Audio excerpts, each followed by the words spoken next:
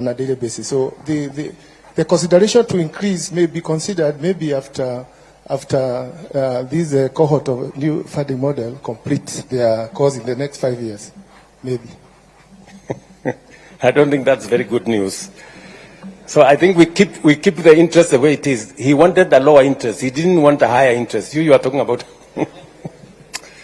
So I think the interest at the moment is not sustainable, but let's keep it there as we figure out what to do next. I will take another bunch of questions. Where do we start this way?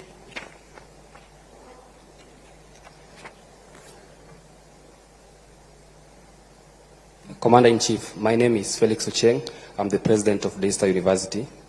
My question was on the variables of the MTI regression analysis.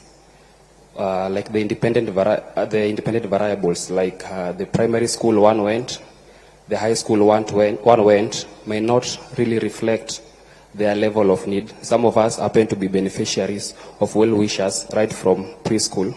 Now when we want to gauge our poverty index by the primary school and the high school we went, it might not really reflect our level of need.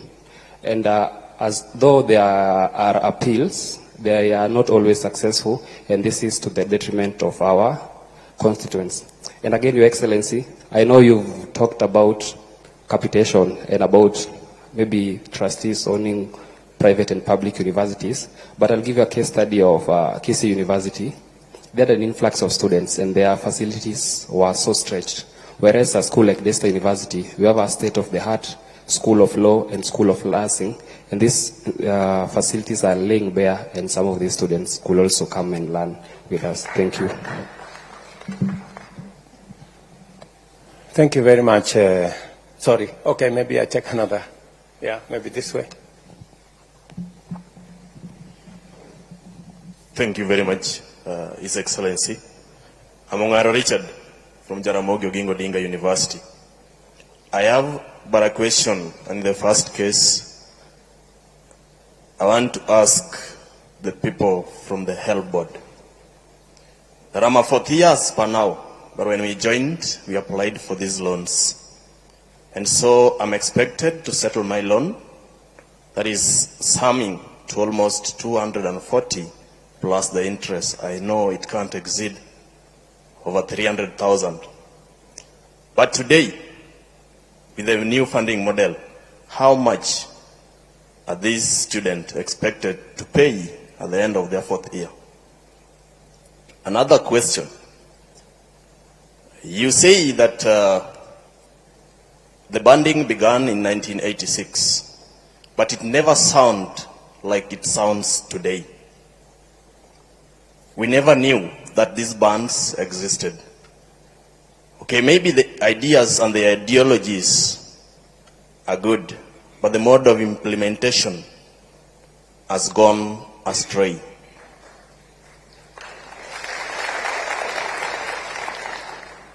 Why could you do this so that these students doesn't know or get to know where they're placed? Because as they join, they must ask, which band am I placed?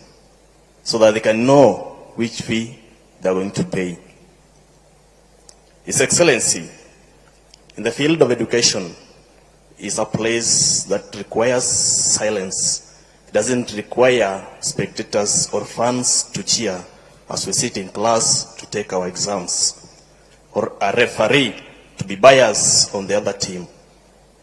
Under the capacity of your office, you are capable of facilitating and capacitating the reconstruction of this new funding model to be worth for us. Please do. Thank you.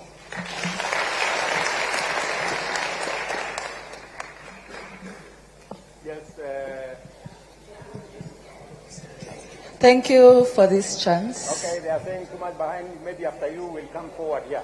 But with respect to hierarchy, my name is Melody Weremonjeri from JKUAT. I'm also a law student. My question is on late disbursement of funds to students. As it stands, in the previous, there are previous instances where late disbursement of loans to students was a common occurrence, and I happen to be to sit in a chair, to chair in a bursary committee in my university, and it's really disheartening to see students unable to do the exams because school fees has not been fully catered for by the time the exams begin. What is the government or the help planning to do in that regard so that we can minimize these instances of late disbursements to universities? Thank you. Thank you, Melody. Finally, we'll do another round. Then we'll come back to you and we'll come to the people here. Yes? Who? Okay, somebody in front. I want first to acknowledge your presence as the 5th President and the Commander-in-Chief of the Armed Forces. My beautiful name that my father gave me is Kisero Junior Kennedy Otieno. I'm the Secretary General of Kenya Methodist University. And I have a few things to put across, Your Excellency. First, when I entered this hall, I like checking where I am. I saw from whatever is written here, hashtag fee has fallen. Your Excellency, the fee has not fallen, that's why we are here. So, and first thing first, Mr. President, I've been privileged to be under your administration in 2 capacities. One, I enjoyed your administration when you were an MP in Eldoret North. Oh, is that so? Yeah, we used to learn hapo Kamagut hapo chini karibu na kwenu. Yes. And secondly, I've also experienced your leadership now that you are the president. Mr. President, I can assure you they are totally different. From when you were MP, people used to go to the street to celebrate your achievements. Nowadays, we just go to the streets to demonstrate. And Mr. President, don't get me wrong in the first place. The reason is why I know when you are the president, it comes with a lot of responsibility and people to advise. And I will start off by saying those who advised in this new funding model, I will not be wrong to say there is a problem. And that's why we are here. We have to go back to the drawing board. We have to start off afresh. And my question is, Mr. President, the first question is, what was so wrong with the old funding model that we could not sit down and amend it? Because even a constitution of a country, you just don't wake up one day and bring a new constitution.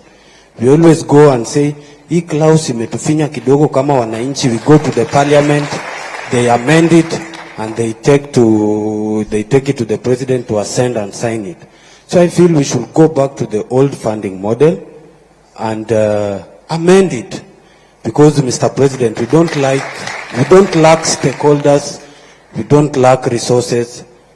These people sitting here, watu wanafanya law, nursing, medicine, there are brains here which can sit down in those panel and say, where did we go wrong? First, I want to acknowledge that the new funding model has got good ideas, very brilliant ideas, but the implementation is very wrong, and it's not pleasing based on the fact that there are also challenges from the help. You know, when comrades sit in the same room with the help guys, it's a miracle. But we are very happy to sit down with them and discuss in your presence.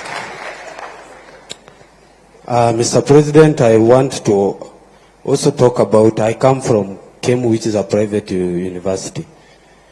And my question there is in, you have spoken, I've understood what you have said in regards to scholarship and the loans. Comrades, kama SG we ndio mtu wa mkono. I have my president here, Masai Chebet. You know, comrades come to you and tell you, Kisero, we have been placed in this band, and people are really suffering, Mr. President. And my question is, why then do coups have to place them in private university if they can't be sustained the same way as those in public university?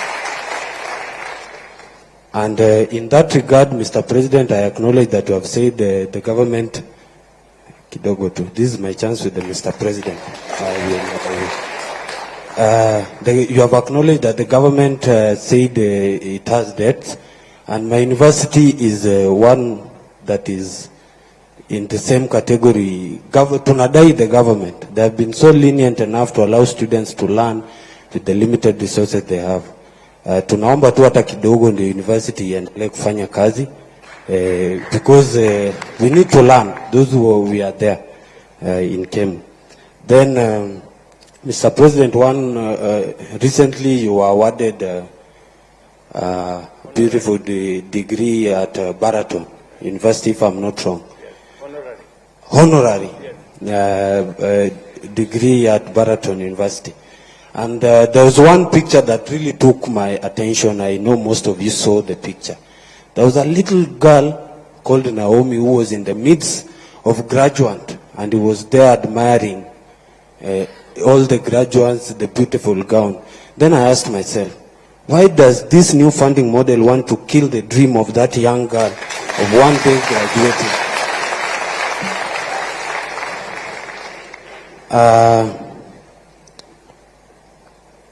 I want to say this, Mr. President. As the commander, I first started by saying I acknowledge your president as your presence as the 5th president and the commander-in-chief of our defense forces. And one of your roles in that regard is to act. Please act, Mr. President. We beg you. Please act. Then lastly, namalizia kabisa. Lastly, Mr. President. We don't have to go to the street when we can resolve this thing here today. Ama namna gani wangwana? Yes. Because we also don't like going to the streets when we can solve things at the table. We are ready to be part of the discussion. We are ready to listen. We are ready to work and ensure that we change this. But the bottom line remains, let's go to the old funding model. Amend it to what you wanted to achieve with the new funding model. Thank you so much. God bless you.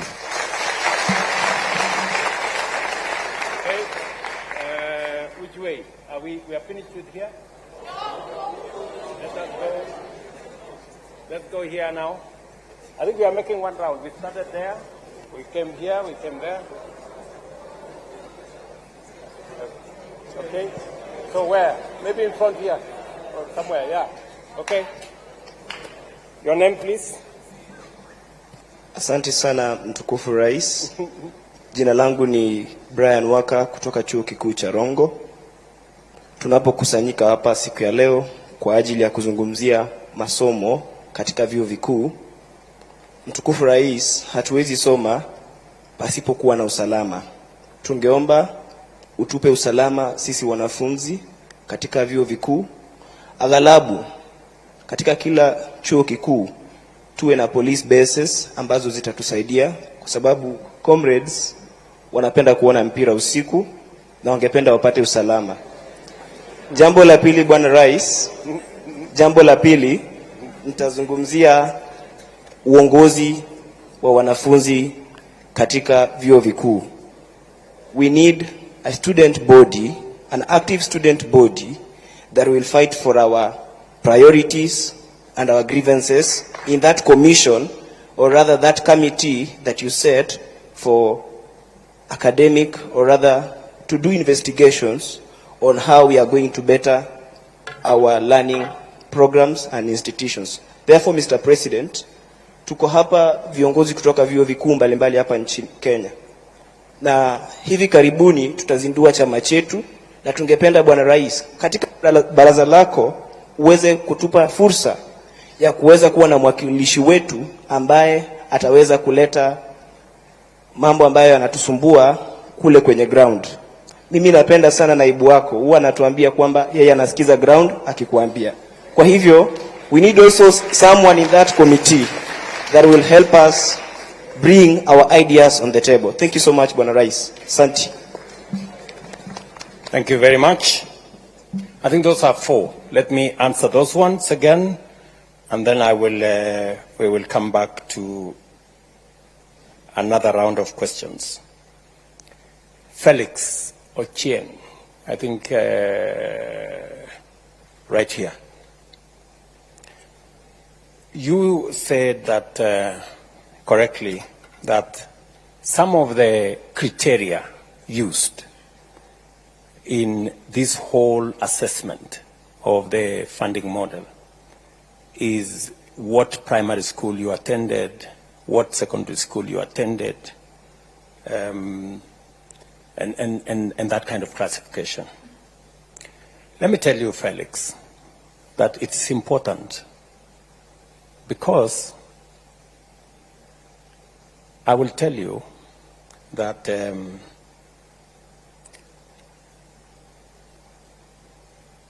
any student who attends a national school has 85% chance of joining a university. In other words, I'm telling you that 85% of all students who go to a national school go to university.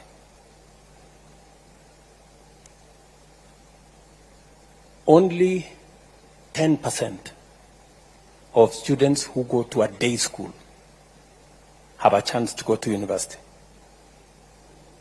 So when we find a child who has gone to a day school in some rural place, we give them a leg up, because it means they have to work extra hard to be able to attain the same grades. Because in many of those institutions, as I told you, Felix, they don't have laboratories. Many of them have very inadequate number of teachers. And that is the real problem. So some of these parameters may look small, but they mean a lot in terms of the students. Let me also tell you that, and this is something that really, you know, I know, I don't know how to put it, but only 10% of the children of the poor make it to university. It is very serious. It is something that depresses me. Yeah? Because number one, they cannot afford to go to a national school. They cannot afford to go to a private school. Many of them hardly, you know, they end up in a day school somewhere at home. So this is one hell of a conversation we must have. We cannot continue as a nation to have an education system that shuts out millions of the children of the poor. I don't know how to put it. It's as blunt as that. If you look at the curve of students in our universities, the children of the poor are absent. They are the ones in those 3,500 secondary schools that don't have teachers, they don't have laboratories, they are day schools, they are in those areas. It is the reason why I have asked the Ministry of Education. I am putting 3 billion shillings in Nairobi to build 5,000 classrooms, because Nairobi slums are the worst. Those are the children of the poor. They never go to school, and they are in the city here. P.S., you know that. I have discussed this with the governor of Nairobi. I have discussed this with the MPs of Nairobi. And so many other areas. We need a lot of affirmative action. So, Ochieng, to your point, it is because of that realization that some of the parameters we are using, you know, a child that has gone to a bridge school in Kibra or some school in Lokichogio,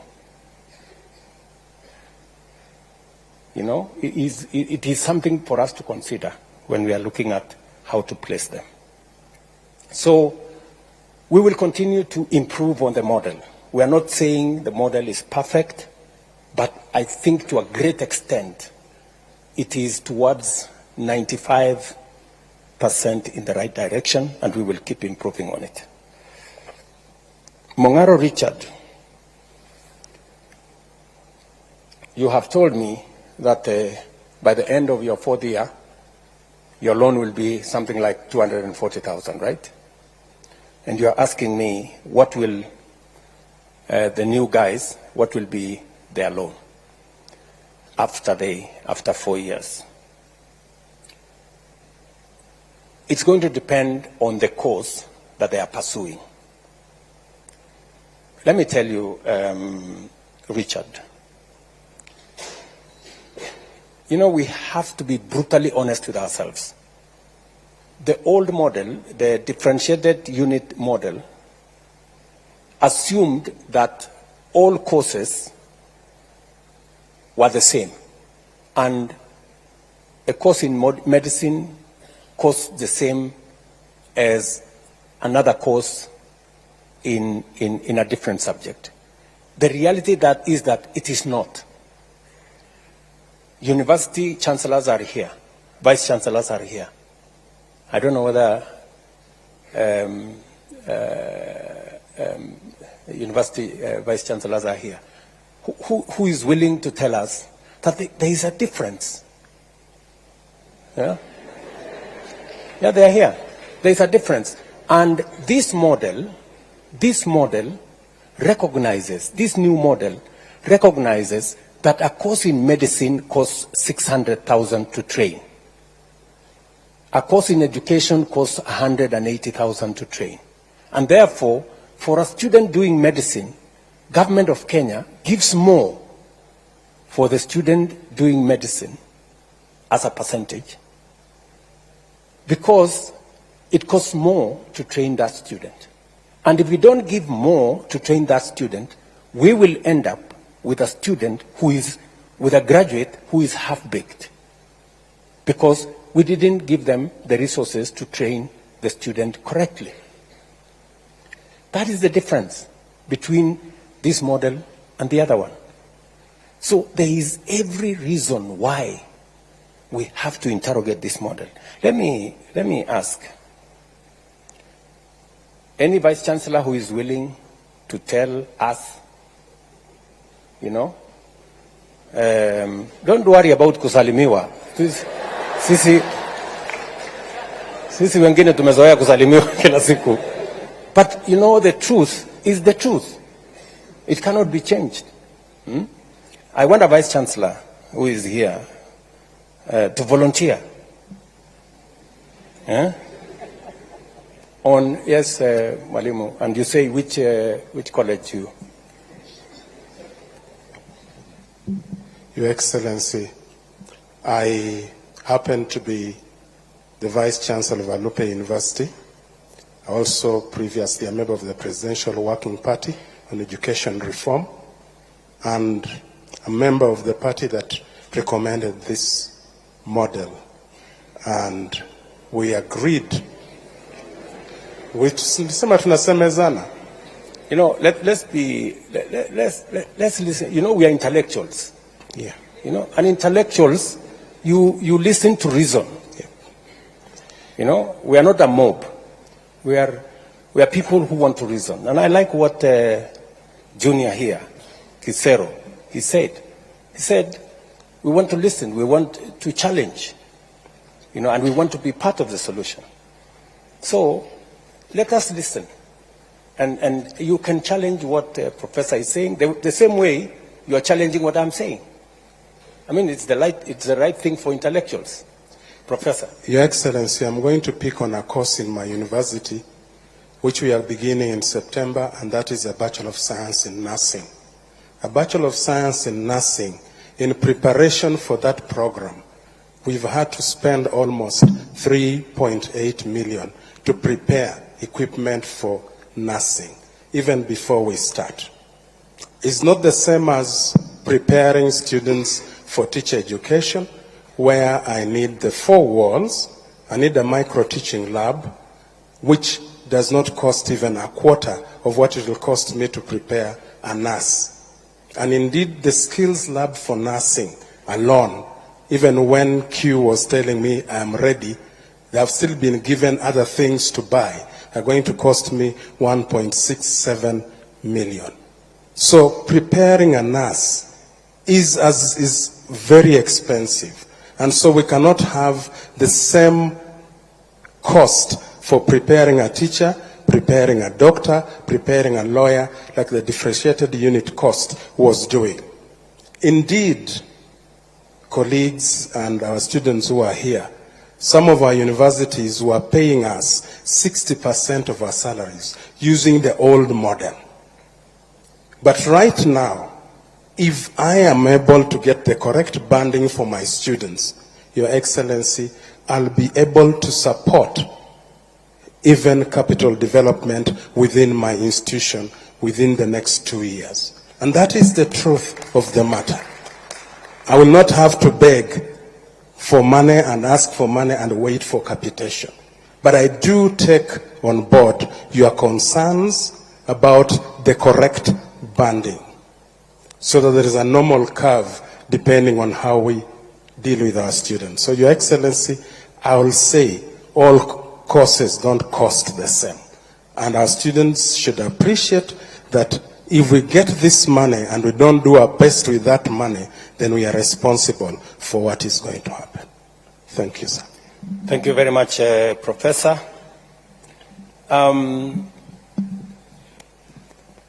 Richard also said maybe there is a problem with the mode of implementation. Maybe there are good ideas, but there is a problem with the mode of implementation. Richard, let me take you back a bit, if you allow me. I have had occasion to sort out 2 other problems like this one in our education sector. When I became Minister for Higher Education, for 19 years, students had to wait for 2 years before you can join university. And nobody wanted to sort it out because it was difficult. Every minister dodged, danced around it, because people don't want to solve problems. It is easy to color problems. Oh, we have a big problem. Talk about the problem. Explain the problem. So, but it's difficult. It's okay for people to talk about the problems. I see many people. There is this problem. The students are being placed in the wrong band. This model is not good. But I have tremendous respect for the people who have ideas on how to solve the problem, on how to come up with solutions. Yeah? So, I sorted out the problem of university students having to wait for 2 years. It was difficult. I was called names. People said I was going to destroy the education system. But we were incurring huge losses.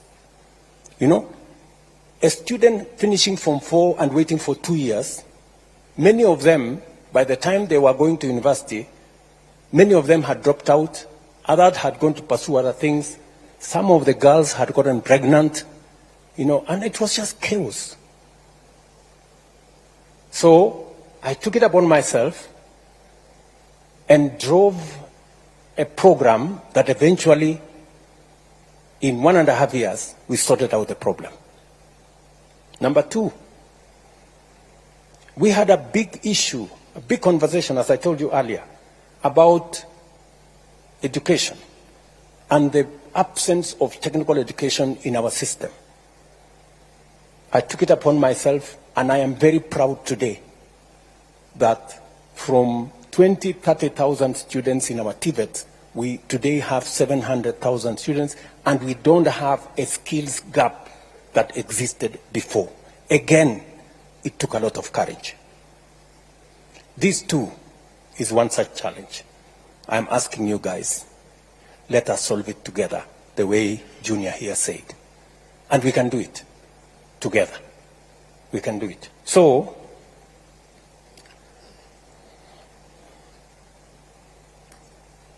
let me combine what, before I come to Melody on lead disbursement, let me go with what Kisero Junior Otieno said. He said, what was wrong with the old model? Yeah? Number one. Number two, why don't we amend the old model? Yeah? And number three, why don't we do it together?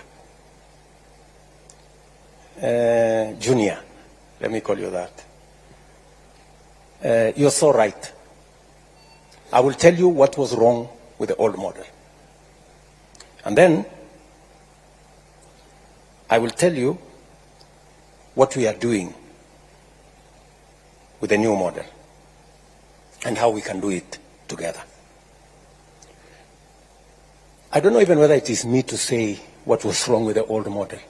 The old model was almost destroying our education. Because, number one, it assumed that all the courses were the same. Number one. It also assumed that government had the money to pay 80% for everybody, when it did not. And the results were disastrous.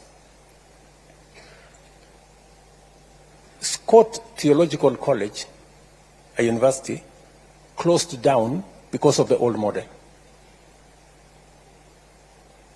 Many universities here, when I came into office, because of the old model, 23 out of 40 public universities were bankrupt. And if you are going to a university that is bankrupt, explain to me what kind of education you are going to get from a university that is bankrupt. Friends.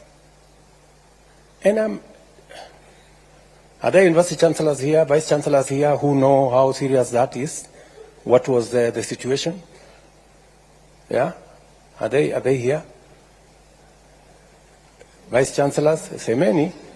You know, if the old model was working, tell these students the old model was good, and you know, let's go back to the old model. Yeah. So the vice chancellors are here. Any vice chancellor want to tell us? Yes. Who? This lady here, or? Oh yeah, here from Embu University. Yeah. Thank you very much, Your Excellency. I want to say that, indeed, as you've seen, the old model was killing our universities. And I stand here on behalf of all the universities because I'm the chairman of the Vice Chancellor's Forum, and therefore I can talk on that mandate. And I would want to say, as of June 2023, 23 out of the 40 universities were technically insolvent. And the round one of this model, which we just started last year, has been able to get many of those universities out of that pit. And we have done simulations, and we have seen in 3 years' time, in 3 to 4 years' time, all the universities will have a turnaround, and we all stop being insolvent. And therefore, I would want to say, as Vice Chancellors, Your Excellency, we support this model because it's a model that we see is going to turn us around. For example, I would want to say University of Mutembei is one of those that would have been otherwise technically insolvent. In fact, in that list, I'm number 17. But I can say, as of now, we are in the positive. And it's only one round. We owned our lecturers. Because of the old model, when we raised the CMBAs, we could not be able to pay the new salaries. And we owned our lecturers and our staff members arrears for 2 years. And because of this new model, last June, May and June, we were able to pay those arrears for 2 years. So right now, University of Mutembei is clean. We owe nobody nothing. So it's a model, Your Excellency, we want to support, because you can draw a line, and we would have told you when all the universities will be technically insolvent in this country. But we know now that there is a turnaround, and we are going to get out of there. Thank you, Your Excellency. Let me say this, my friend Junior. The model, the student-centered model, is actually an improvement. In your own words, you said, why don't we improve? Why don't we take the old model and make it better? This is exactly what we are doing. The household contribution was there. It is there in this model. The scholarship was there. It is there in this model. The loan was there. It is there in this model. The only difference we are making is that we are looking at how do we make children from vulnerable families, how do we assist them? How do we make sure that when we send students to a university, we also give the university resources to make sure they teach the course for which they have admitted the student? It is true. I mean, it is a fact that it doesn't cost the same to teach one course as against the other. And this funding model is sensitive to that. It is also sensitive to students who come from vulnerable families. I know I have been accused, correctly, that I sometimes think too much about poor people, and I push, the rich people to do things for the poor ones. But I mean, that is society. You I don't know how to put it. But anyway, that's that. So, you have just told me, Junior, that among the universities that we owe a lot of money is KEMU, your university, right? Do you know why we owe KEMU a lot of money? It's because of the old model, which you are telling me, let us go back to the old model. How will KEMU get out of the hole? If we continue with the old model, it means KEMU continues to accumulate debt. Friend, let us deal with this as openly, as transparently as possible. The vice chancellors who are sitting here are not madmen and women. For them to agree for us to work with this model. They've seen what happens with the old model. They participated. We worked with them. We worked on simulations. We brought in experts to look at, because the one thing we cannot do is to compromise on the quality of our education. The old model is compromising on the quality of our education, because if lecturers are not paid, If material is not available to train our doctors, if workshops are not working to train our engineers, we will end up with the wrong engineers, we will end up with the wrong doctors, we will end up with the wrong teachers, and we will destroy our country. It will be very reckless of us. It will be very irresponsible of us. Me as president, these vice chancellors as managers of our universities, you as students, for us to accept, to walk a path that leads to the destruction of our country and our education for that matter. Melody has said, Njeri has said, late disbursement. I agree with you. That is part of what brought us to this very unfortunate situation. The reason why we put together this new funding model is so that we are clear on what our requirements are. And I have made a deliberate decision that I'm going to invest more money in education. Because if we don't get education right, we will get nothing right. Because everything will go wrong. And I don't want to throw money at a problem.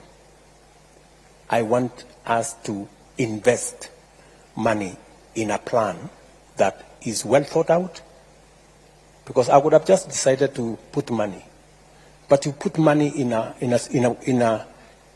model that's not working, you don't solve nothing. It is the reason why I invested a lot of time, I brought in a lot of professionals, and I'm willing, just the same way, Junior, you said, bring forward ideas. Let us look at this model again. If there is any improvements we can make, if the student body can come up with improvements, let us subject it to scientific evidence, and let us see how we can improve on it. The improvement is what we are doing. We are improving on the model that was to make it better.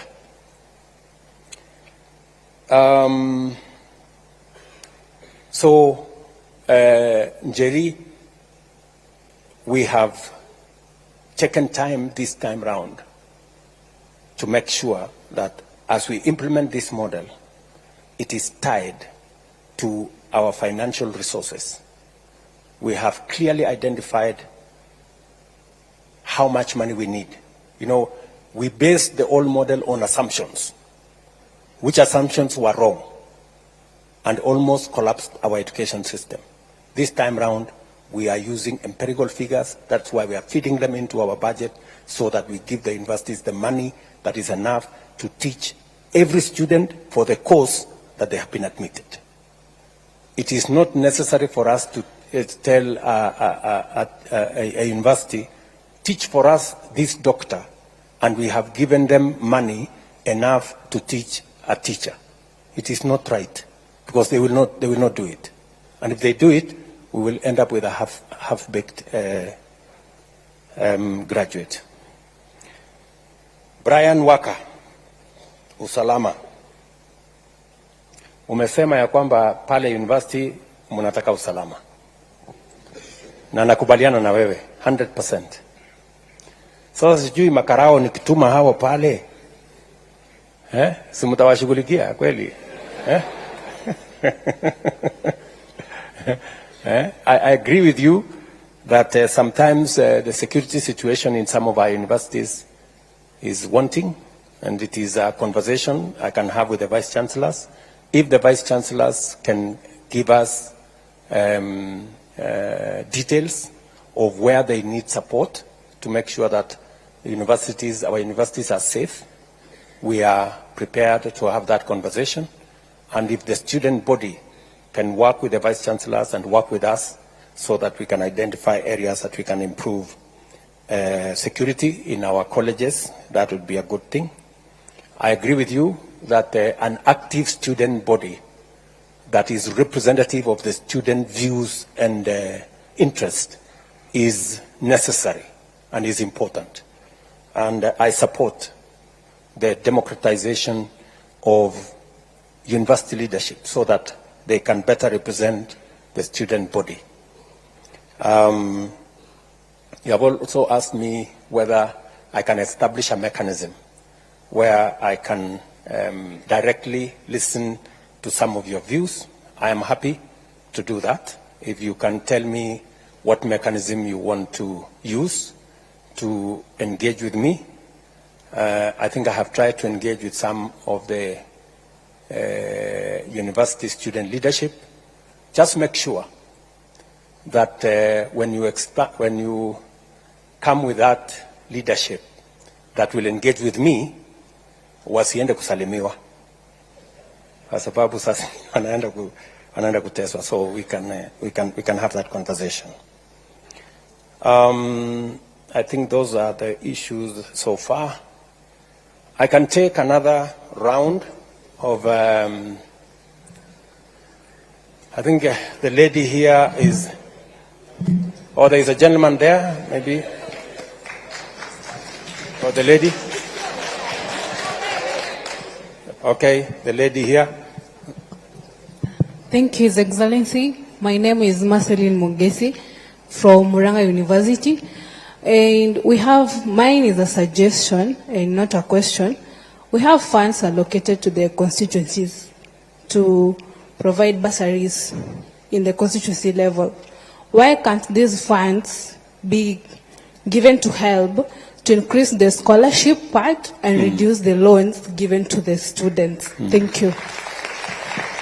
Thank you very much. There is a gentleman there. Maybe we can. A minute. Okay. Viva comrades, viva. Viva comrades, viva.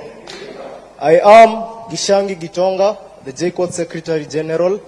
And Mr. President, for the entire time I was sitting on this seat, it was becoming hotter and hotter for the simple reason that by every minute I'm receiving phone calls, because before I came here, I engaged my people from JCOT and they told me if I did not tell you the truth, they would impeach me. So allow me to be as candid with you as possible. Proceed. Mr. President, my first question, and one of the biggest questions my people have been asking me, is why the rush? Why the rush in implementing a model that has a lot of technicalities? Why the rush? Because I am a financial engineer, and as you have said, the issue of the interest rates is determined by actuarial scientists. But the model in itself has a lot of issues up to this moment. So even if we had all these issues coupled together, you've given a lot of sad stories of people not making it to campuses such as the Scott Bible Institute being closed. But Mr. President, we have a lot of people being affected right now. While we were at Naivasha, Mr. President, once we left, we felt like rubber stamps. Naongea ukweli, comrades. For the simple reason that after that, a report was given in Naivasha. We had a summit in Naivasha around June. And the report that came out is that we had agreed to the model. And our comrades were really angry with us, Mr. President. So we felt at that point like we were being set up. Like what we are telling the people is just for formalities. And we have spoken in a lot of forums, Mr. President, but I believe you have already noticed that people are not clapping much to even the best of points, because there's a general tiresome. There's a general exhaustion among the people, because we are usually given a lot of promises. We will come to forums such as this, but we know that very little of it will be implemented. And Mr. President, we also know that corruption is the biggest public expenditure. And before you came into office, there were people you came into office with who had corruption scandals. But once they got into office, they became suddenly people of integrity. And Mr. President, in as much as we are discussing education, we know that the help decries of you've even told us, and it's also something I take issue with. While we were with you at State House, you told us that the debt was around 70 billion, or there was a time you told us 70 billion. A time came you told us private universities have 51 billion. And today you said 180 billion. And as a financial engineer, I'm finding it a little bit hard to reconcile all these figures, Mr. President. So you could also state it a bit more clearly over that. But the HELB and the PS of Education has told us severally that the public institutions had debts and all such kinds of stuff. But we have seen exposés on Twitter, exposés by the Auditor General, telling us that a chair somewhere cost 3.3 million, Mr. President. I will not rush to criticize anything of the sort, but you know that corruption is a big expenditure in this country. What is your administration doing to ensure that corruption ends in public institutions? Mr. President, you are using 9 beaters to classify people. Once again, I'm a financial engineer and I take keen interest in numbers. You use 9 factors to classify people. Now explain this to me. We have a parent earning 25,000 shillings and the firstborn has made it to JKUAT to do financial engineering. But this family has 7 people. It has 6 siblings under the person who has made it to financial engineering. So under what category does this person fall? Let's even say it's 50,000. This person lives in the CBD at a place where the life is very expensive. So under what category does this person follow? Or will we have the same thing repeating itself of that girl who was looking at the people with graduation gowns? Because the firstborn, yes, made it to campus and they found the new funding model and they appealed because they were placed in band 5. But unfortunately, as you've heard, we have, let me confirm the numbers, we have 26,000 appeals. And also as a financial engineer, I know that not all appeals usually go through as they ought to because of the system glitches. Mr. President, kindly explain to me where this person should land, because among the 9 beaters, the issue of the siblings and probably the dependents around that family, because some of these families adopt people not because they have too much, but because they have compassion on the people in the society who the government is unable or unwilling to help. Mr. President, we also have the issue of a defunct KUSO. And Mr. President, I love what the gentleman who has spoken in Swahili. I must first commend him because of the perfect grammar. Of the issue of, I do not know if you know anyone who represents other campus students. Because, comrades, do you know anyone who represents you? Do you have anyone?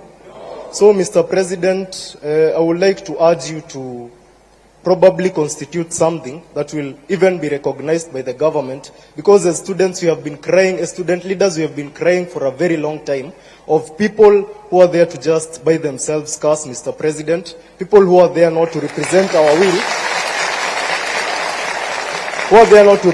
our will, but they are own, people who are there for their own stomachs. And these are the people who you are striking against. Mr. President, people in this room are angry because of 2 people.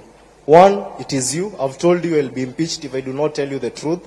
My constituents told me that they feel, and I will put this as respectfully as possible, that you advise your advisors. Because of the issues, for example, let's say the issue of the new funding model.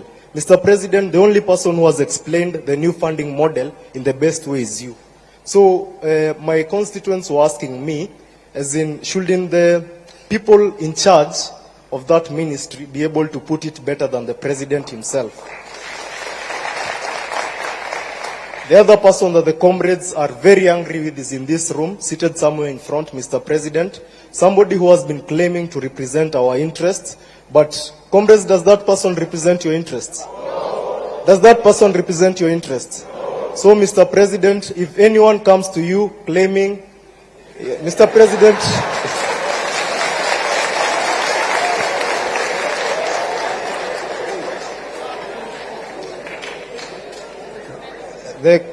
the comrades are telling me to tell him to walk out, but we are here for peace, Mr. President. So I would want to put it as straight as possible and to be as brief as a cock on a hen. Mr. President, as things stand, we do not have a representative. Ukweli ama uongo? We do not have a representative unless you enable us have some permanent office to ensure that student leaders are represented, and you ensure that, unlike the many government offices we have today, the government will not interfere with the affairs of the students. Mr. President, the lady there has raised an important issue. First, the questions that are here, most of them have been raised by the people around me because they've realized that you might not have a lot of time to speak. Somebody named Karongo Adangwa, the senator of Kiambu County, and by the way, God willing, I will replace him, raised the point of all these monies being brought to one pool. The MC has a bursary, the woman rep has a bursary. Probably, if it was not for a very little chance, the chief might be having a bursary. Mr. President, the entire structure that represents us, and by the way, we also feel overrepresented as Kenyans, and that is one of the reasons we are demonstrating, Mr. President. We have 22 CSS, we have CASs, we have permanent secretaries, and all these people have budgets and they have salaries, but I'll put that aside, Mr. President. So these people have bursaries. And then to get a bursary, you must know somebody in the country that we live in. You've said that you feel for the poor. You've said that you are blamed for feeling for the poor, and somebody opined that we are all politicians and we all got elected through public relations. So, Mr. President, if you really feel for the poor, kindly address that issue. We have been with you in several forums, and you've said that you are not afraid to bite the bullet, to take the bull by its horns. Mr. President, the MPs will disturb you. Just a minute. I've been sent by a lot of people. You have cut my time a lot of times. So, Mr. President, these MPs will bring a lot of issues. Somebody said that once you remove the CDF, people will not be vying for these positions because they go there for their stomachs. Ukweli ama uongo? Mr. President, kindly consider that, because that will be a legacy. And actually, if you are able to do that, Mr. President, in 2027, I will personally have no issue electing you. So, Mr. President, address that issue. And finally, Mr. President, I feel like there are a lot of discrepancies in what in the numbers that you are being given. For example, you've said that the professor from Alupe, who proposed the new funding model, has spoken about the person doing teaching, the other one doing law, the other one doing medicine, paying the same fee. But we are student leaders here and we are students. Is that the truth? No. Under the differentiated unit costing, does a teacher pay the same amount as a doctor? So, Mr. President, we kindly ask that such small things be reconciled, because these are the things that make people strike. Probably in Naivasha, the HELB did a lot of good work, but as I said in the newspaper yesterday, the Daily Nation, you could go through it. I said that you might be doing a lot of good work, but your communication team is very bad. So, Mr. President, for the little good work that you do, ensure that you know. And last but not least, there are students who defer, and also help me on this issue. We have students who deferred in 2022, but they have come back right now. I feel that it will be very unfair for these students to be classified under the new funding model, Mr. President. And they are a lot. And they have sent me with their cries, Mr. President. So I stand here as a representative of my people. Kindly address those concerns. Thank you. Thank you. We have taken already two from this side. Let's take, I think the final two from there, and then from here.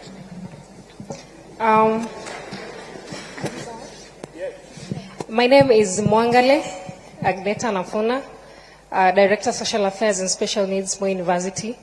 Allow me to recognize the presence of my Vice Chancellor, Professor Sanga Koske. One major issue that is really disturbing me while sitting on that seat is that we all know that in this country we have a bigger number of people who are poor. All of us knows that, right? I am very much devastated to hear that only 12% of the whole population of the students in this country are placed in Band 1. If we really, Your Excellency, can do something about this, we can appreciate, because there is no point of giving 12% of the whole population to Band 1 and expect that the other people will just have to appeal. Why would I say this? It's because when giving 12%, you knew very well, or the team knew very well, that you have a lot of poor people in this country. So at least they will have at least given a bigger percentage to these people, and at least consider also those people who are earning maybe middle or who have bigger salaries. I believe that in this meeting where we are seated, we have to be having at least 50% of the whole population placed in either band 1 or 2. Then the little number of people in this country who at least can acquire what they need in life to be placed in those other bands. At least 50%, so that it can strike a balance. Number 2, Your Excellency, as Mongale, I believe that you really wish well for our university. And I know very well that you have the interest of those people who are needy in this society of Kenya at heart. And I would ask this for elaboration kindly. The other day, the directive was given that students will just go join to university, then, like, without even paying anything. Like, let's reason out, how will it be when students are in university? Yes, they have not paid the money, they need services. We have workers, we have lecturers, and all other stakeholders that really need to be paid. Of course, there are basic services that you really need in our university. So, how are the university going to manage this? If I said I only need a clarification. Then, Mr. President, I will also need maybe some explanation on this, the placement. Of course, everybody is saying the funding model is the brilliant thing that has ever happened in this country. But now the problem is its implementation. In a case where, of course, we have parameters to place these students in band 1 to either band 5. But now how is a kid, maybe whose parents have separated informally? Of course, lately we are having a lot of broken marriages and everything. Of course, you can find sometimes even children end up remaining on their own, or maybe staying with their grandparents. As a student, or as this kid, how are they going to present themselves? How are they going to defend themselves when it comes to their placement? Because they don't have anything to show. Thank you, Magineta. You have asked 3 questions. I think it's only fair that we stop there. Thank you very much. Maybe we can give one more person up mbele, or yeah, maybe this guy at in front here. Yeah. To His Excellency, Mr. President, all protocols observed. I am Nick Okoth from the Aviation College of Mombasa. My concern towards the new funding model is drawn to the situation whereby you have got twins. They are joining the campus at the same time. But then during the placement, you realize one is placed on band 1, and the other finds herself in band 5. How do we handle such kind of a situation? Thank you very much. Can I have, maybe we can take 2 from this side, and then we can take 2 from that side. A lady and a gentleman. We have a gentleman right behind there. Yeah, thank you, Your Excellency, for creating this opportunity. I'm Faustin Wandera from African Nazarene University, and by God's grace, I'm serving as chairperson of the Student Council. Your Excellency, African Nazarene University is a private university. And under this new funding model, we feel discriminated as private universities. I am yet to be convinced as much as you have explained to us this funding model, because of the following reasons. Maybe you can help me to understand if you answer these two questions. If the government decides to offer scholarship to the students to go to private university, is it that the scholarships are being offered to the universities or to the students who are Kenyans and they have a choice to go to the private universities?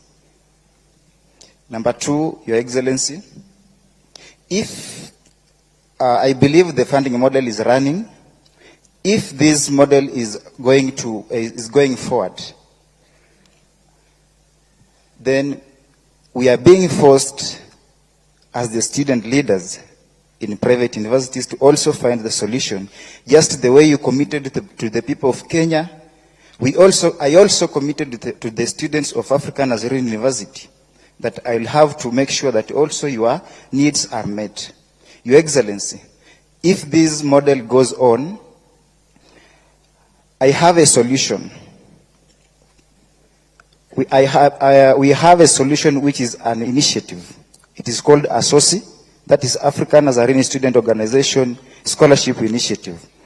Now, as the Student Governing Council, we will be forced to offer the scholarship to the students in the institution.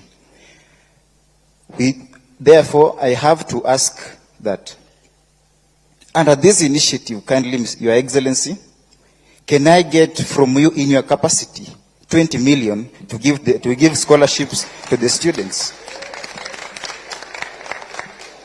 If yes, Excellency, I can give you a bank account for African Nazarene University right now.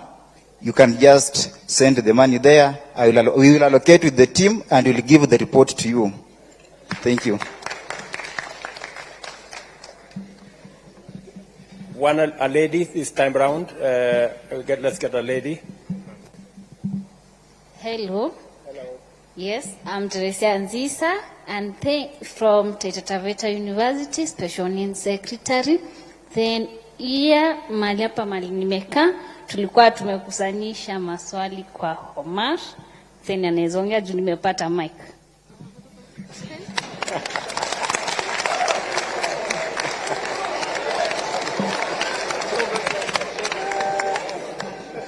Comrades, wisdom. Comrades, power. Comrades, viva. Vice Chancellors, hi. Your Excellency, I have a few concerns concerning the new funding model and a few things related to the higher education funding. And I'll start right away by talking about the students who do the intra-school transfer. You know, once comrades, the Form 4s, or a student is done with the Form 4 education and therefore the COOPS portal is open for application of the courses and the universities, they are not aware of which courses. They are not aware of maybe which courses to apply for, and therefore they opt for any course. And they believe that on reporting to that university after the placement, they'll get to change their courses. But now this has become a problem, because on changing the programs, the funding, I don't know, the funding board or the government, an example of the 300 students in Pwani University who transferred their courses, and therefore, up to now, their fee has never reflected. And I have a problem with why should the entire cost of the program reflect in a student's portal instead of the household obligation? The household contribution. Now we get to know that the government, due to failure to release the funds to the universities, these students are not able to do their exams. These students cannot access the university services. These students are held back from enjoying the privileges of the university, just as other students.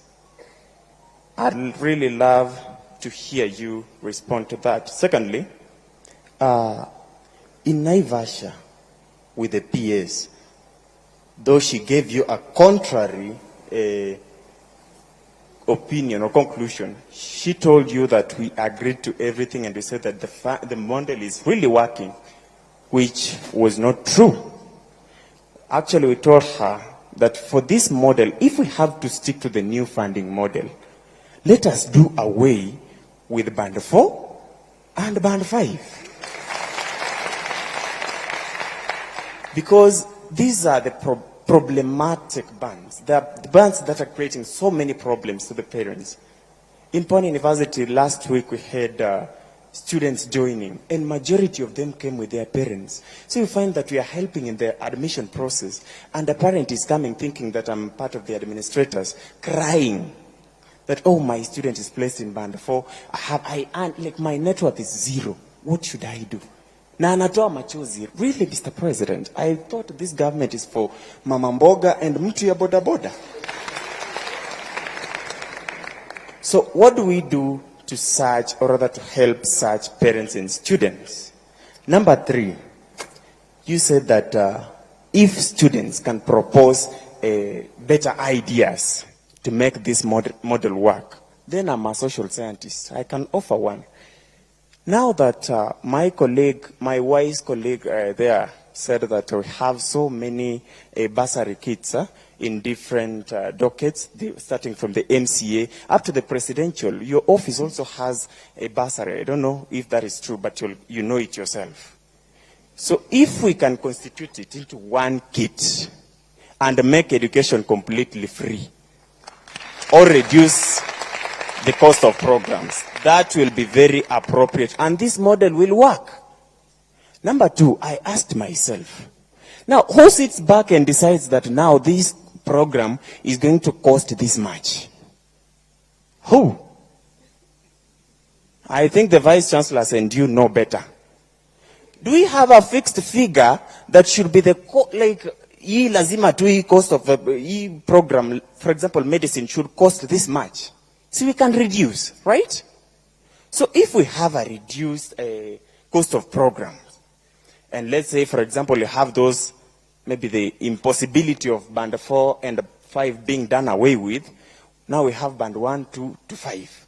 We have students in band 1 paying nothing, band 2 paying nothing, band 3 paying something, band 4 paying something a little more than those in band 3, and band 5 paying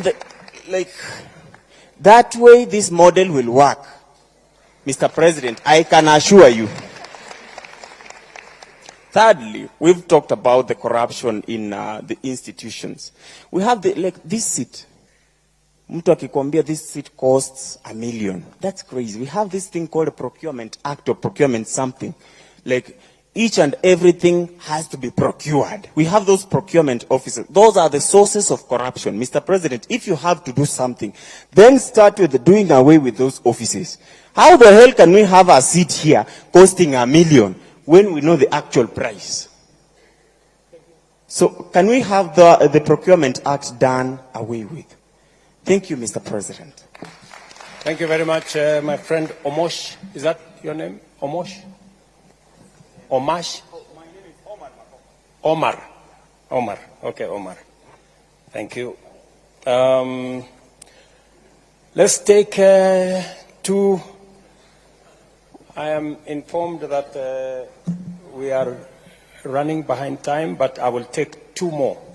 Yes, my sister? Okay, Kalen Karemi, the Vice Chair of the East African University.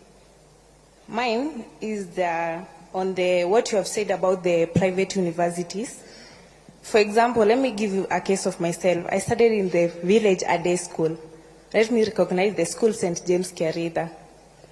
At that time, when I managed to get a C+ to join the university, but when I was going to apply through the COOPS, my C+ could only admit me to a private university. So you find most people, the cluster point is high for the public universities. And yet, they will be, when they are going to apply, they will be placed in the private universities. And you have said you can't offer the scholarship.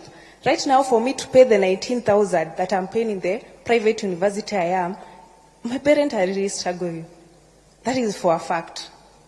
What if that parent of that student in the same case as mine, who is in a day school, is going to pay the same 80,000, 90,000? With that student manage? That the student can't manage, because the cluster point for the public university are that high. So what are you going to do about the cluster point? And then I'll go to question on the burden. We say, for example, a Maasai who stays at Narok. That person owns 100 cows. When I'm going to apply for that as where I studied in a day school, I'll be placed in band 1. Under 100, you sell that cow for 50,000. The net worth of that person is 5 million. And that person will be placed in band 1. Reason being, the person is from the Maasai. They are known for those people who doesn't have, sorry to say that. Sorry to say that. And yet, that person, when that person doesn't have a KRA to feel about the parent when applying for the help or whatever, and yet that person net worth is 5 million, and that person will be placed at band 1. And then there's a case, someone from JQuad said that person is earning 25K. Are we fair on that? Yes, that is my question on the cluster point and the. Thank you. Thank you, Karemi. I think we give this chance to a gentleman.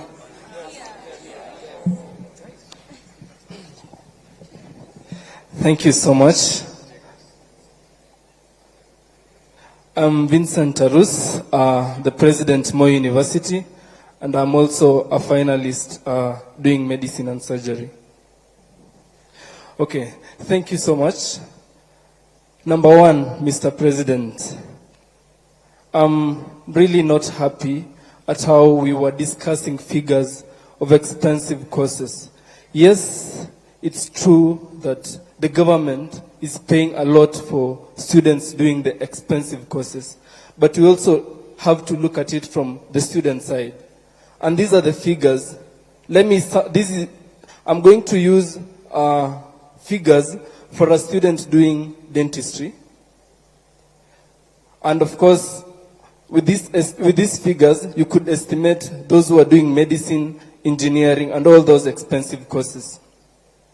A student in band 1, the one who is very vulnerable, is going to pay 39,000 shillings. Remember that at the moment, we are paying less than that. We are paying 32,000, 33 up to 40, and now a student in band 1 is going to pay 39,000. My cue, the conception of the new funding model is on the basis of assisting the poor. Number 2, a student in band 2 is going to pay 78,000 shillings. A student in band 3 is going to pay 156,000. A student in band 4 is going to pay 234,000. And a student in band 5, 312,000. Now, already we can see and have the impression that expensive courses, or rather, the courses that are expensive to offer will only be for the rich. Because we can all agree that a student in band 2, band 1, band 3, and band 4, they are all poor. Now, who are going to afford these courses? Mr. President, when we had a meeting at State House, you said that you're going to put a ceiling over which the vulnerable are going to pay. Yes, that is only going to sort those who are in band 1. I'm assuming it will be way less than 39,000. Now we have sorted those ones. What about the majority? Because, Mr. President, the majority of students are in band 4 with a figure of 47%. If I can use figures of last year's group. These are the figures I got from HELB, that of 113,000 students who applied, 47% are in band 4. And I can use as a case in my school, Mr. President. We have students who, up to now, they were just allowed to do the exam without paying fees. But really, the truth is, they won't be able to pay these fees come end of year examinations. And what will be the fate of schools that we are so much trying to salvage? We are going to have so many dropouts, Mr. President. And these figures I'm using is for the School of Dentistry. Now we have the School of Engineering and the School of Medicine, the School of Nursing. I thank you, Professor, for the figures. But the figures are too high. And this dream is only going to be for the rich. Now, Mr. President, because we value consultation, I'm going to propose an affirmative action that we have to scrap off the idea that these courses are for the rich. If these courses were for the rich, Mr. President, I don't think you'll be standing there where you are right now. And I don't think all these dignitaries will be seated there where they are right now if these courses were for the rich. Now, allow me to propose an affirmative action that we give more scholarship to these courses so that everyone can be able to afford. The children of the peasant farmers, the children of the poor, the mamamboga, that this administration was built in, allow us to have something, allow them an ability to dream of these courses and pursue them. The issue of loans, Mr. President, that has been spoken about enough. The reason why we are rejecting this new funding model, Mr. President, is because we feel the burden of loans on our backs at the moment. I could only imagine those who would join after us and the generations to come. Yes, you said, Mr. President, that it is better to have loans and educated or than not having loans and educated, and not having loans and non-educated. But those are not the two options that we have, Mr. President. We can have a discussion of how we can balance both so that we can come up with a system that values everyone, a system that accommodates everyone. And until then, Mr. President, allow me to reject this new funding model respectfully. Thank you very much, Mr. Tarus. I don't know. Let me answer those questions. I think they are quite a buffet. Mr. President, I've been given one last concern.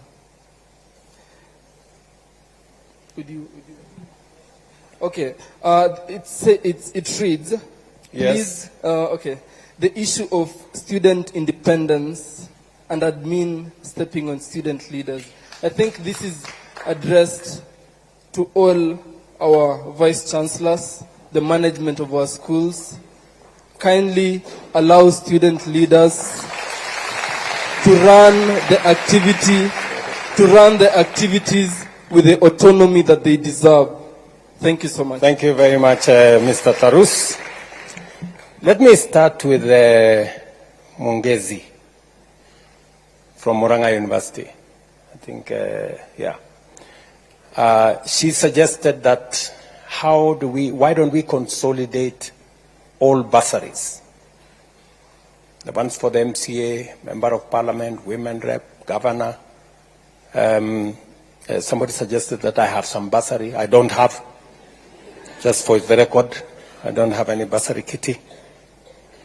In fact, when I was Minister for Higher Education, there was a bursary at the ministry.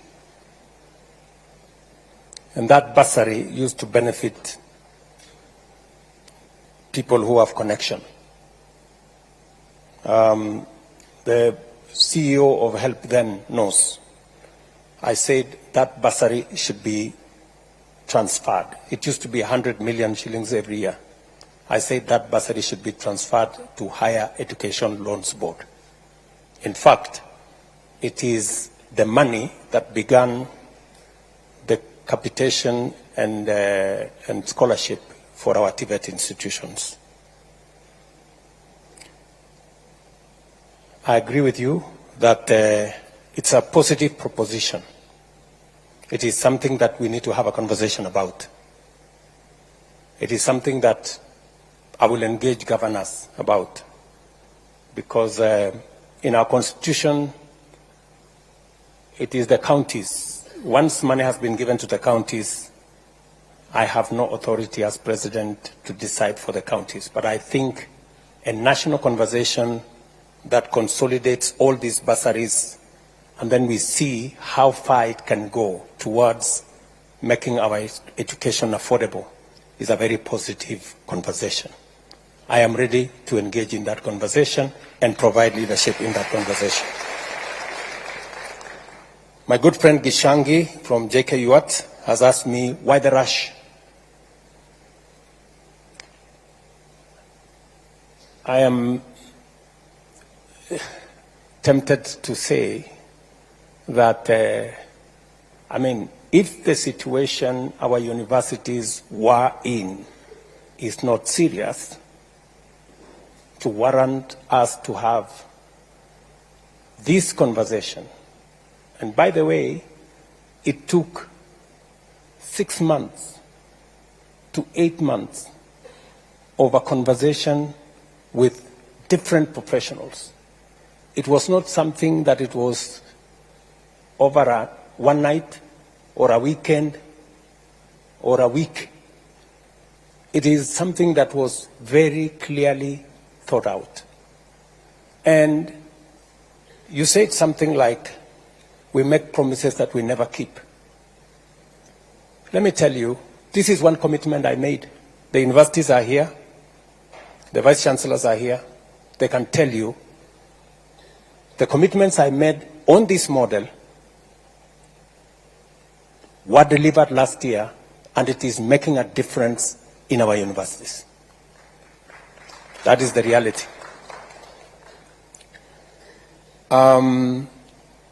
You did say that corruption is a big problem, and I agree with you 100%. Corruption is a big problem. And I want to thank the university leadership, because part of the corruption that has been going on is on even the money that we give to universities. We decided that we are going to go using technology. I'm very happy that the university leaders accepted that we use technology. Unfortunately, our secondary schools and primary schools took us to court. They still want to deal in cash. And I know we lose a lot of money there. Corruption is something we must deal with it firmly. I have made proposals on what we should do as a nation. I have had conversations with the Chief Justice. I have had conversations with the leadership of Parliament on what we need to do on legislation to make sure that we deal with corruption. But we can also, corruption is not just about jailing people. It is about putting systems in place that make sure that corruption doesn't happen.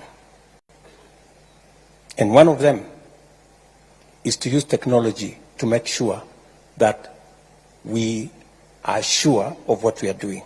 And that is what this whole system and what we are doing with HELP and what we are doing with COOPs and what we are doing with our universities is all about. I have made it very clear, and I have asked sometimes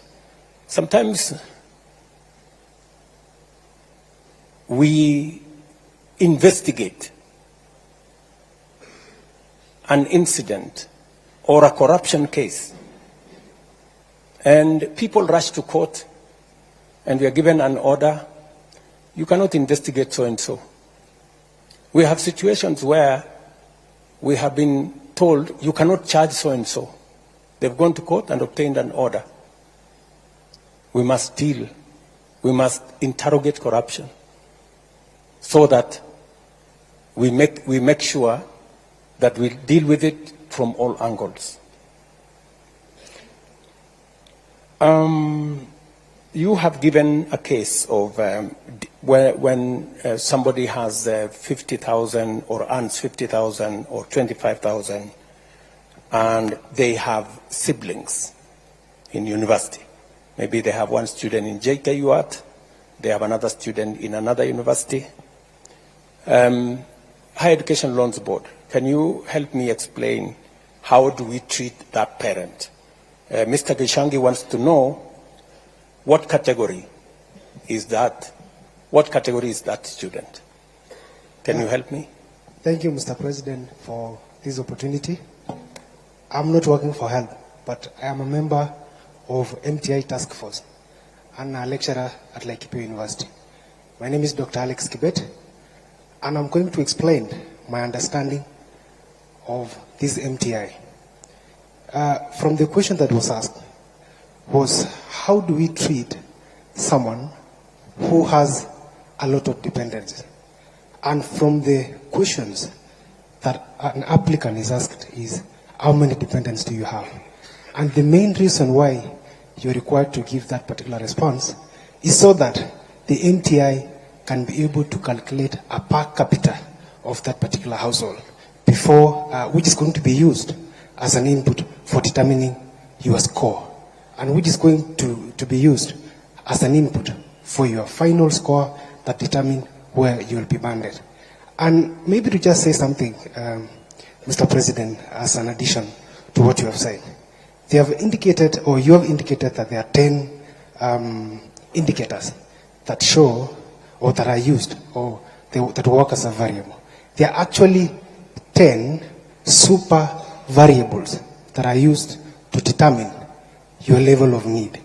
But in reality, with each super, there are several other sub-indicators. For example, a family structure, for instance, which is, it has a variable on, you have both parents, you have a single parent, which is a mother, a single parent, which is a father, all the way to someone who is an abandoned child in the street. And all of them are taken care of. So that when all these factors, from the general super variable to sub-variables, the MTI makes sure that you are classified correctly.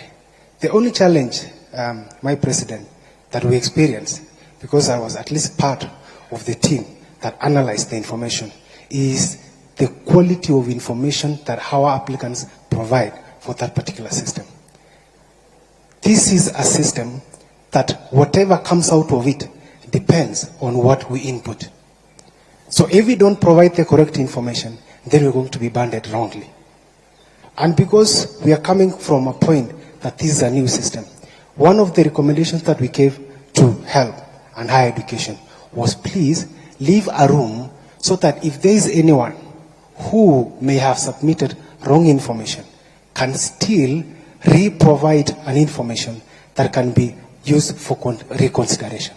And that is why there is an open appeal for a fund, that if you have a different information from what you presented, you can re-provide and you can be reconsidered.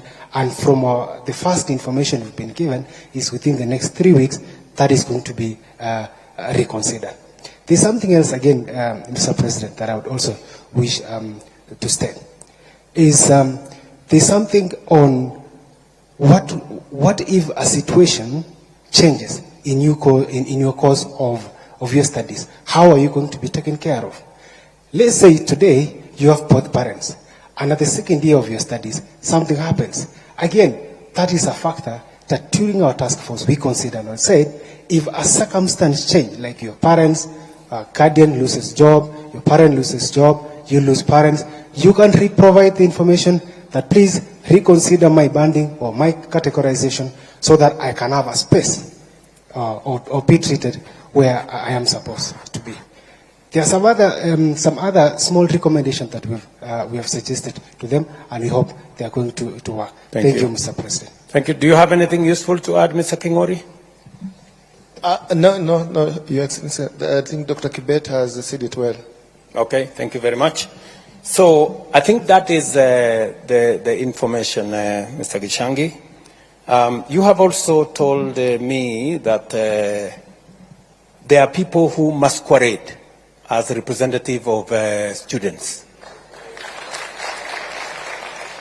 And they have come to say we represent. I want to tell you, for the avoidance of any doubt, that any student I have met, they haven't said they represent anybody, at least to me. If they have told other people, I don't know. So I believe that every university has its own representation, right? And I have heard everybody here who has spoken, they have said, I am president of this college, vice president of that college. I have not heard anybody here saying, I am the president of all the universities. Or maybe I didn't, maybe it escaped my thinking, my listening.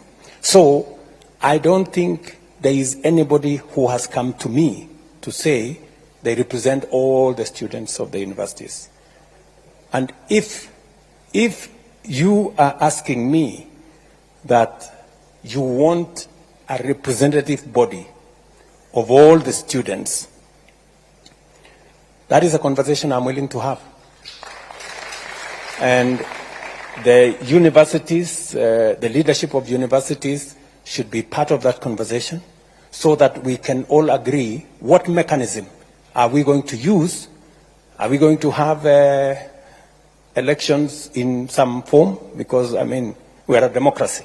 Or how are we going to get a student leadership that represents our universities? That is a conversation that we can have. Somebody has told me, are you the one who said students who differ? There's somebody who told me about students who differ. Yes. So what is the situation of students who differ? I am not, yes, help, Higher Education Laws Bond, can you help me there? Your Excellency, students who differ, the case of KCSE 2022, were all allowed to apply. So far, we have received 9,979 students from KCSE 2022, and this process is ongoing. So no student has been left behind. Thank you. Now, has he answered the question? Okay, what is the question? The question is, maybe a student who was already admitted, was in first year, instead of going to second year, they deferred, and then, is that the case?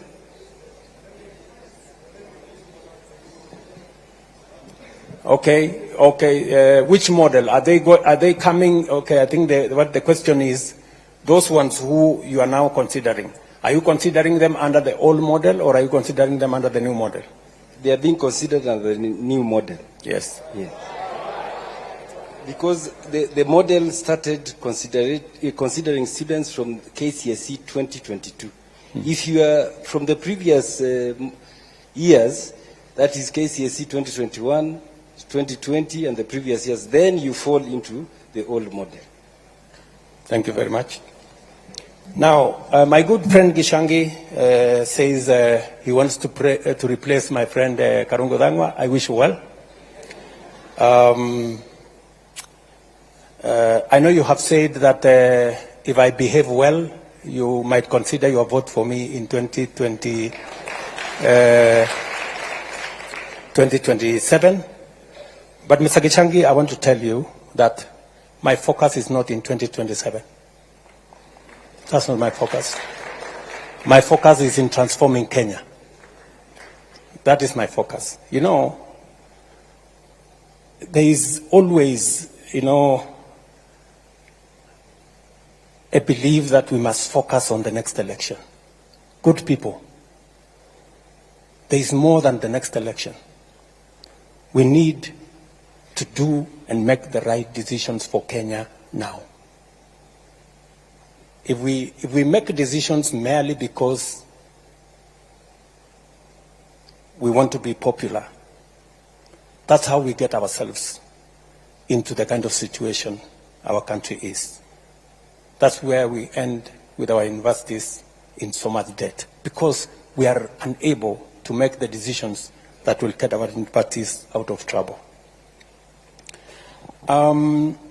My sister, younger sister, Agneta, I like the name, by the way. Agneta, she's wondering why is only 12% considered in band 1, when actually majority of the people in Kenya, or you know, a big portion, are poor.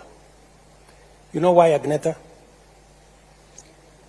Many of the children of the poor don't make it to university. That's the problem. And that's what concerns me. You know, I explained to you, you know, that the most disturbing thing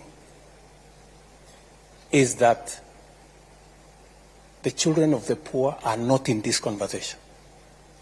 And that is why, and it really bothers me, that is why I made the decision that I am going to hire the largest number of teachers. I am going to put more money, invest more money in those schools where the children of the poor are, so that we give them an equal chance for them to be part of this conversation. I know it's not a very popular thing, but that's the correct position. That's why I'm going to hire another 20,000 teachers, God willing, by the end of this year. The same way I hired the 56,000, to send them to all these day schools and schools in those rural areas and all those day schools, to make sure that the children of the poor also make it to get to the university, so that they can come and sit here and have this conversation with the rest of us. That's my position. Let me also say the following. You have told me, and I agree, you're very sympathetic to my case, that we have said, let the students be admitted. Let all the students be admitted, even as we sort out the issues of how much they are going to pay, how much the households are going to pay. And we have said that, recognizing that it is something we must do. You have said, how then are the universities going to pay? If the students don't pay, if the households don't pay, how will the universities survive? How will they pay for the essentials? Agneta, we are going to give money to our universities, because we are giving money on scholarships from by government, even as parents sort themselves out as to whether they are in band 1, band 2, band 3, and the appeals and what have you. As that is going on, we are going to support the universities to make sure that the courses and learning continues from the government support that comes as scholarship, and also from our Higher Education Loans Board, and they are here.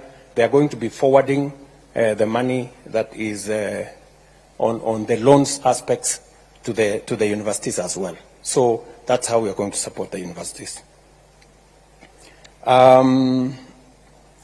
You have said something about there are some situations that marriages break, and I think the two gentlemen have already answered that question, that if your situation changes along the way, you are free to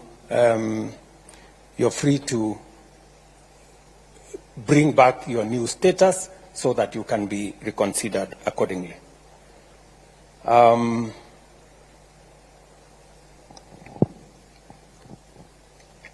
Nick Okoth, twins joining university.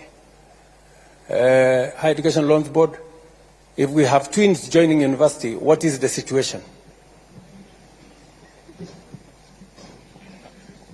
There was a question when they were filling the form, and they were asked, do you have a sibling joining university or TVET college? And if they said yes, they were supposed to input either the ID or the index number if they were minors. And that goes into considering where they are placed. Yes, because we score them up to 100, and that will give them another 29 points to move towards band 1. Okay. Faustin Wandera from Nazarene University. You told me that you feel the universities are being... I have tried to explain that the private universities have sponsors, they have endowment funds, they have scholarships from different other avenues, and considering that we also know that there are students there who deserve support from government, we have made the same loans available to students going to public be available also to students in private universities. I'm very happy that you have ideas on how we can make the scholarship work. I am willing to listen to those ideas. I know you have invited me to some form of harambe or something. I think we have since said we should abolish harambes or something. We are on the way there. So, or maybe you are suggesting that some private sponsorship of students in the university. That one, you can take it up with me offline. It cannot be a conversation here. We can have a conversation in another place. Omar, sorry. Omar, it looks like he has left. Oh, you're there. Okay, you put on you put on a different outfit. Intra-school transfers. Omar says there are students who maybe because they are not sure of how things are, they apply for one course, and then when they get to the university, they want to change their courses, and in the process, they get lost somewhere, and their issues are not sorted out. Higher Education Loans Board, again, can you help me with that situation? Why does it take so long when students change courses and they are approved by the universities? Your Excellency, what would happen is that the list of the students who have transferred will be forwarded to COOPS for validation, and after COOPS validates that they have transferred to a program they qualify for, then they would upload in our portal, and our system would pick it. So maybe that lag can take a month or so, and that could be affecting the students. But we are going to improve this year. We are going to talk with COOPS so that we can improve that process. When you say we're going to improve that process, Omar would want to know, it now takes a month. He says it takes 3 months. What are you estimating that it's going to take? Are you able to give us a shorter time frame, or we give you time to think about it?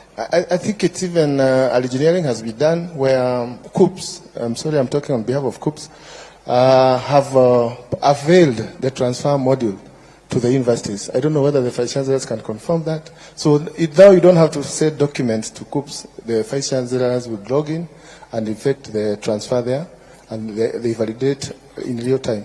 As a way of managing that losing of time? Yes. Can a Vice Chancellor confirm whether that is the case, one who has experienced such a case?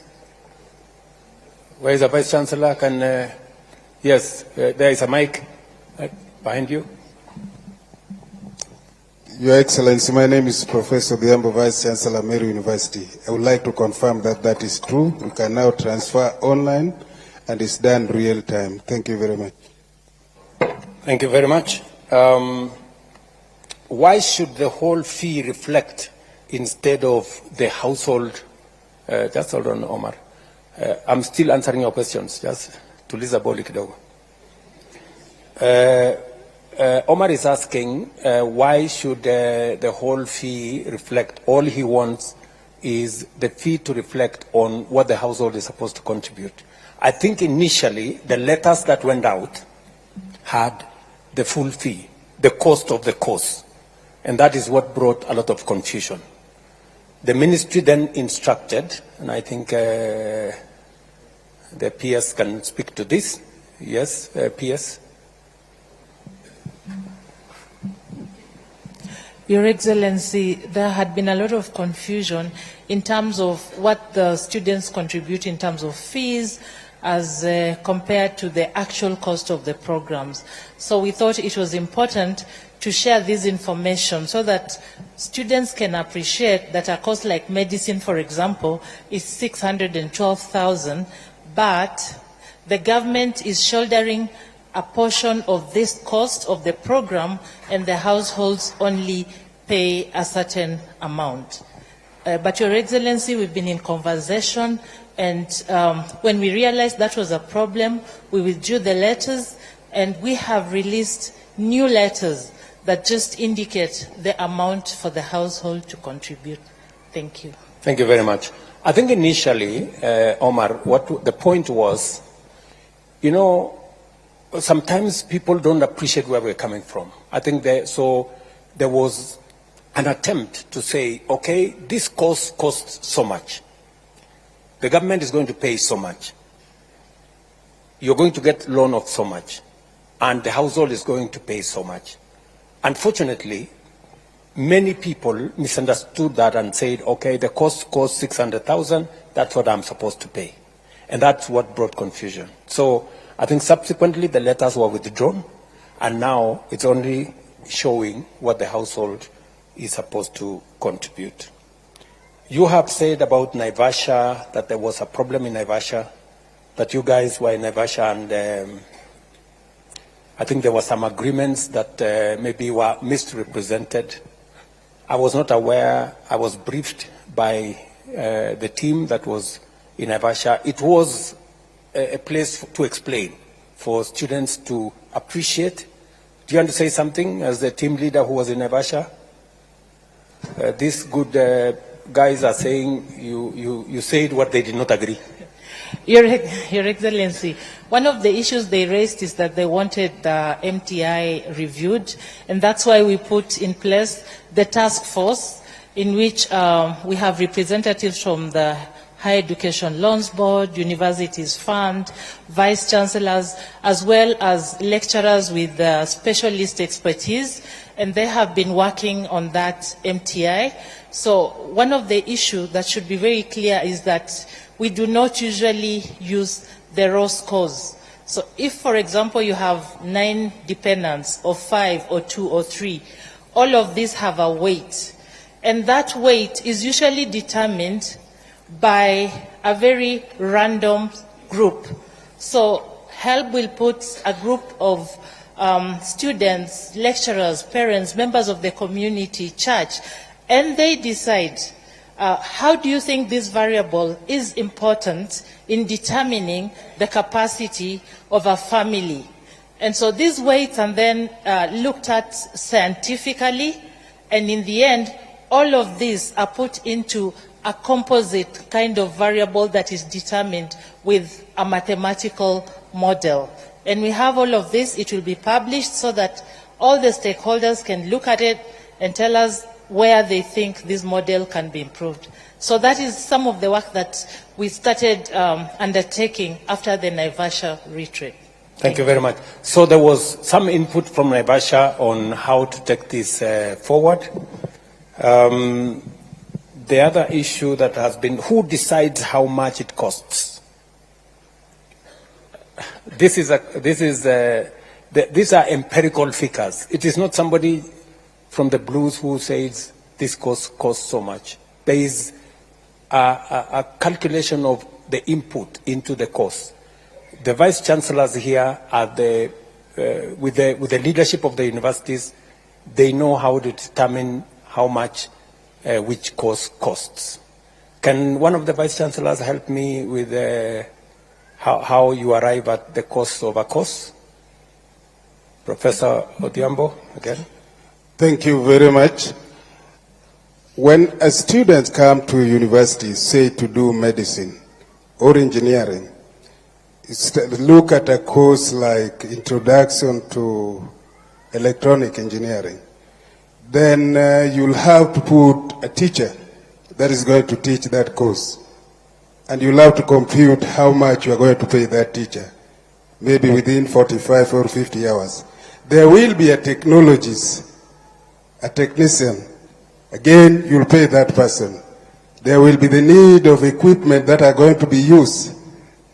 You'll have to cost them. The students will go for practicum or practica. They'll go for industry experience, and the teachers will have to follow them. You have to cost all this. Of course, there are other things like the electricity and all the rest. Now, the sum total of this will inform you the cost of running that course. And that is how we get, now for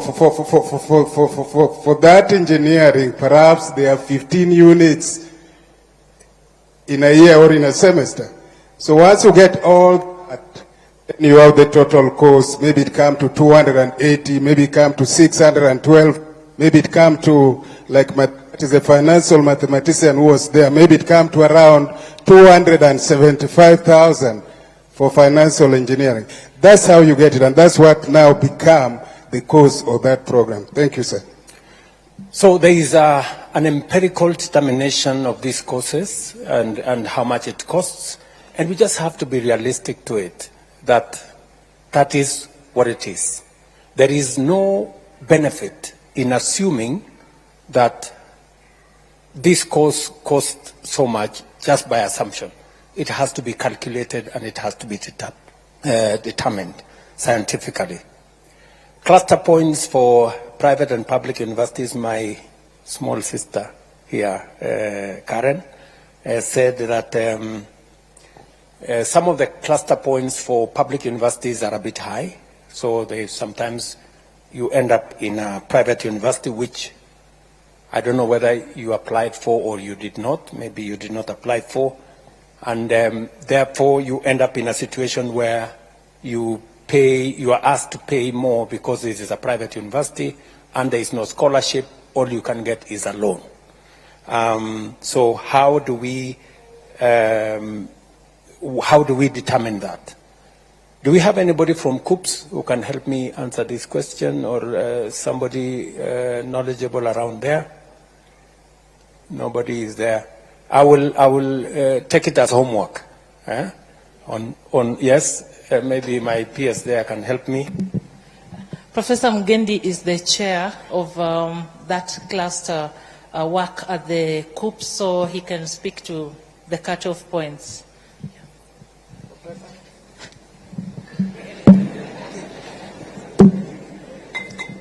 Thank you very much, Your Excellency. Yes, I am the chair of placement committee at COOPS. And indeed, because of the way clustering is done, sometimes you might want, a student may want a course in one university, but they are not able to get it because their cutoff points are lower. And that's why that question from the concerned lady was, she said that maybe she got a C+, but then she could not be able to get appropriate courses in public universities, because maybe most of those courses then that she wanted, the cluster points were higher than what her cluster point was, and therefore she ended up in a private university. But for private university, again, Your Excellency, the student must have chosen to go to those universities. They are not just placed there. There's normally a box where you tick that maybe if you don't get this course in public universities, you are also willing to go to private university. So there is always that choice. And I think, again, if the person would really want to come to public universities, there are still courses that are available that just require